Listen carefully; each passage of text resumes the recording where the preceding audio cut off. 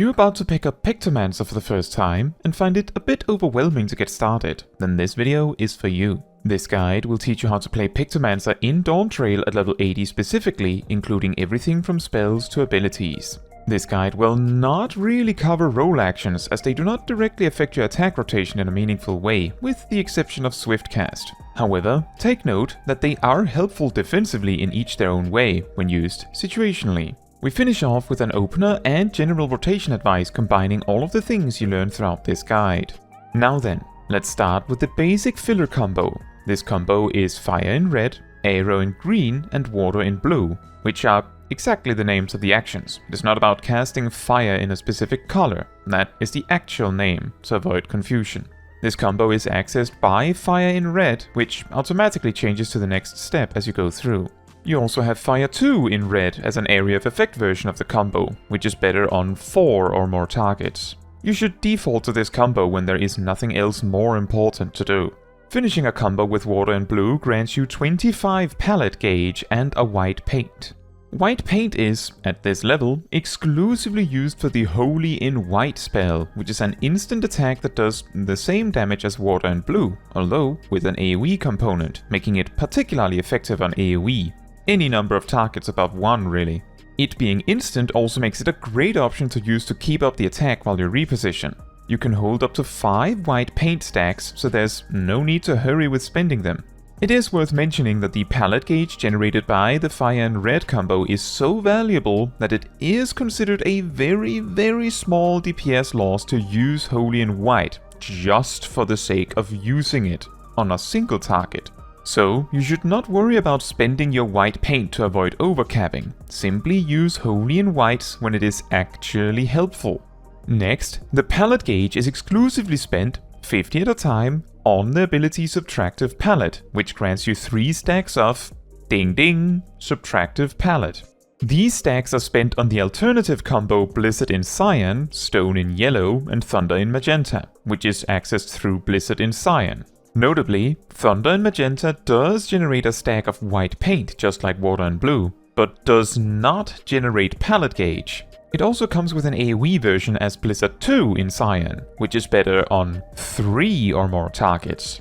The Blizzard in Cyan combo does a flat 290 more potency than the regular combo, but also both take 0.8 more seconds to cast and has a recast timer or GCD that is 0.8 seconds longer. The AoE versions do 120 more potency than their regular counterparts.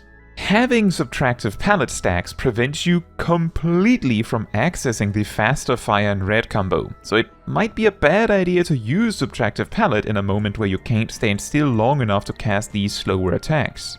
A notable detail as well is that Fire in Red, Fire 2 in Red, Blizzard in Cyan, and Blizzard 2 in Cyan are all pushed forward with stacks of the buff Ether Hues.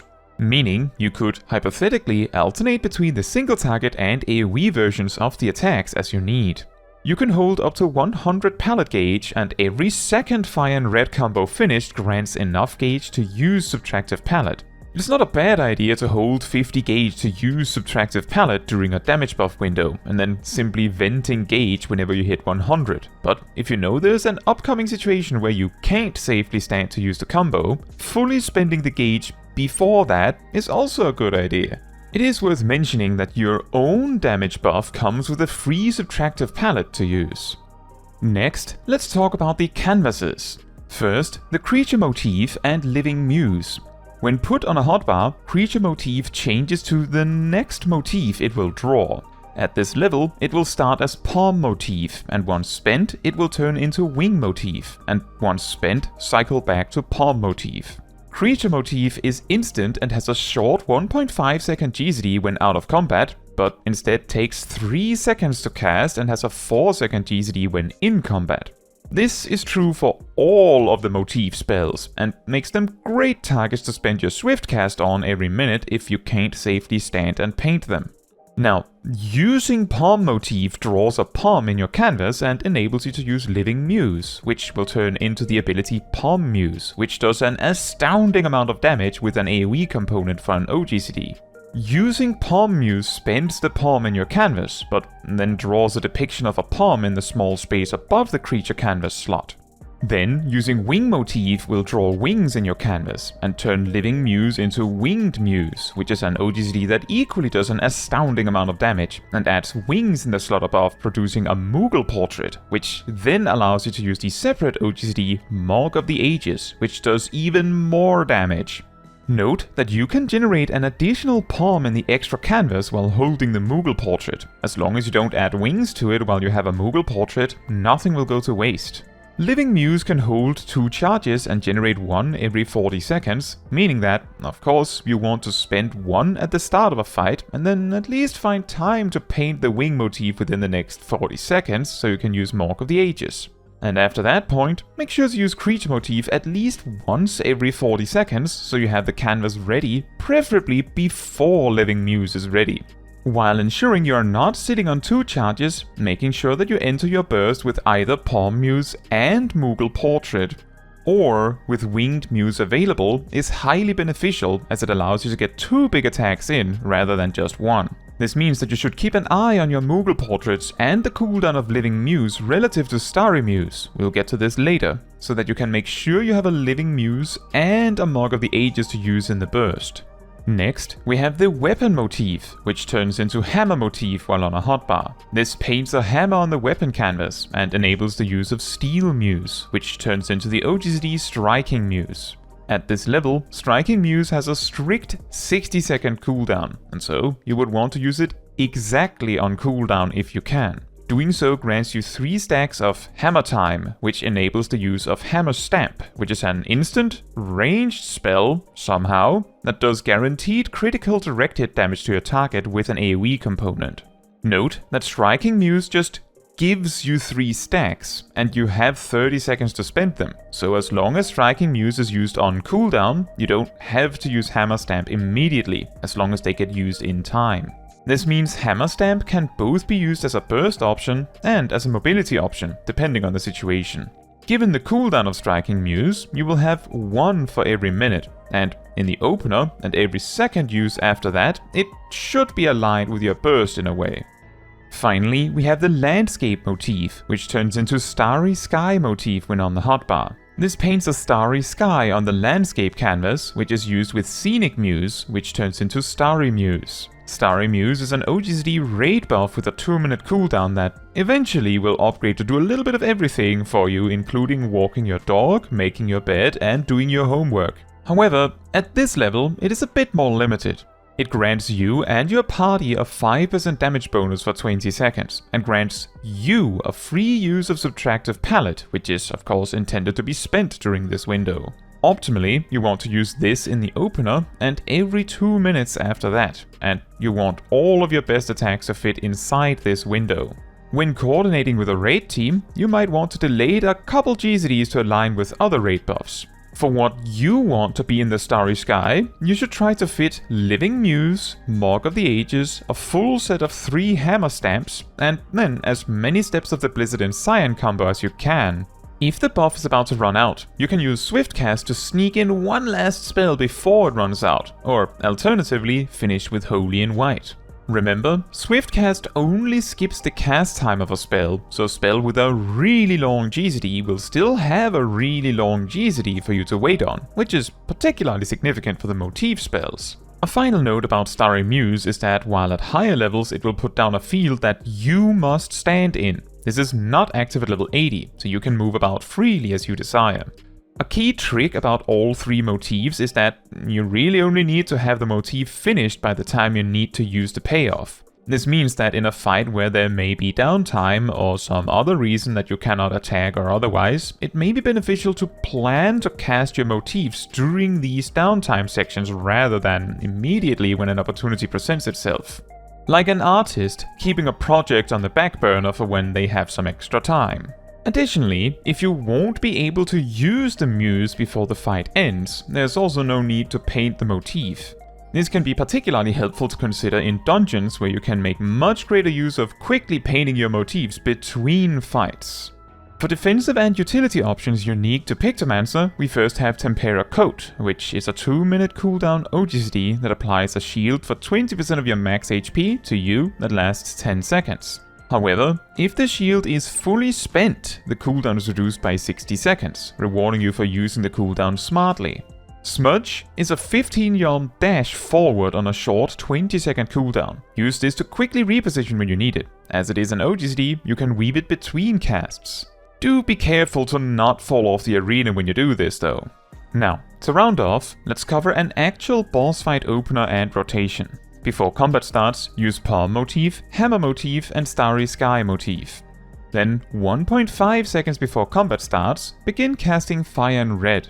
Then weave Palm Muse and cast Wing Motif, and weave Starry Muse. Then cast Arrow in green, weaving Striking Muse, then use Hammer Stamp, weaving Winged Muse, another Hammer Stamp, weaving Mark of the Ages, yet another Hammer Stamp and weave Subtractive Palette, and then use Thunder in magenta, Blizzard in cyan, Stone in yellow, and finish with Water in blue. If somehow there's time for one more spell after that, or Water and Blue won't land inside buffs, you can instead either weave Swiftcast before Water and Blue to sneak it in, or use Holy and White after Water and Blue depending on the situation, which can vary slightly depending on your spell speed. This then leads to the general rotation. Whenever you have time and nothing more important to do, make sure to cast your motifs. The priority is typically to get Living Muse online first, then Striking Muse and then Starry Muse, given their different cooldowns. However, at this level, Striking Muse must come out on the minute, where Living Muse has slightly more leeway with its charges.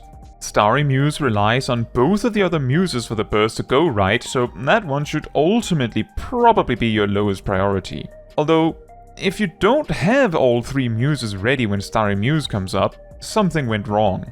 With that said, Striking Muse should simply be used on cooldown, which can even be shortly before Starry Muse is used, as you have 30 seconds to spend it. Whenever Striking Muse is used, you should make sure to spend all 3 Hammer Stamps, as the damage is excellent.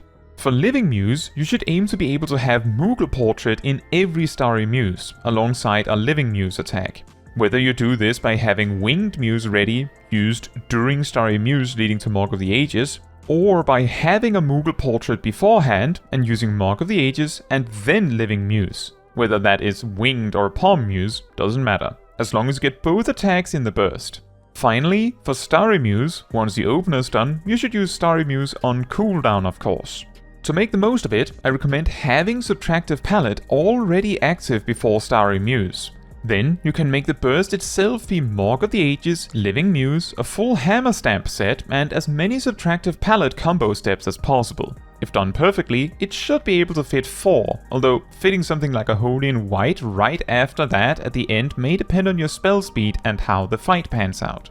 I recommend doing this by mixing in Hammer Stamps between combo steps, as the instant Hammer Stamps makes it easier to weave Subtractive Palette. You can also choose between finishing your burst with a swift-casted Subtractive Palette combo step, or sneaking in the 3rd Hammer Stamp right at the end.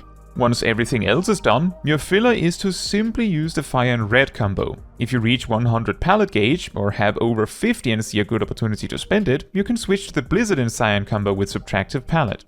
Holy and White can be used whenever it is convenient for movement, or it allows you to sneak in an extra attack during a buff.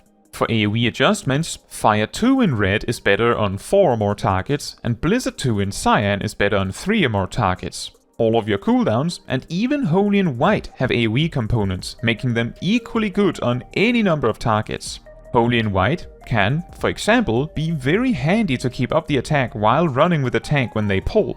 A final tip is that if a fight is drawing to a close, there is no point in painting any motifs that are not going to be used in that fight anyway.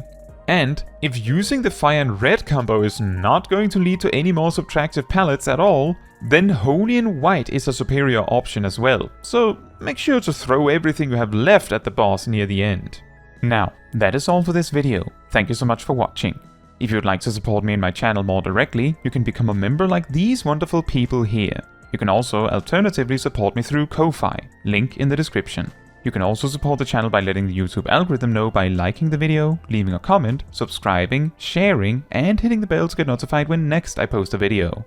Fun fact, when initially released, Pictomancers could manually cancel their ether hues and Subtractive Palette buffs by right-clicking off the buff, leading to what became known as non-standard Pictomancer in relation to non-standard Black Mage. However, this behavior was considered a bug and later made impossible to do.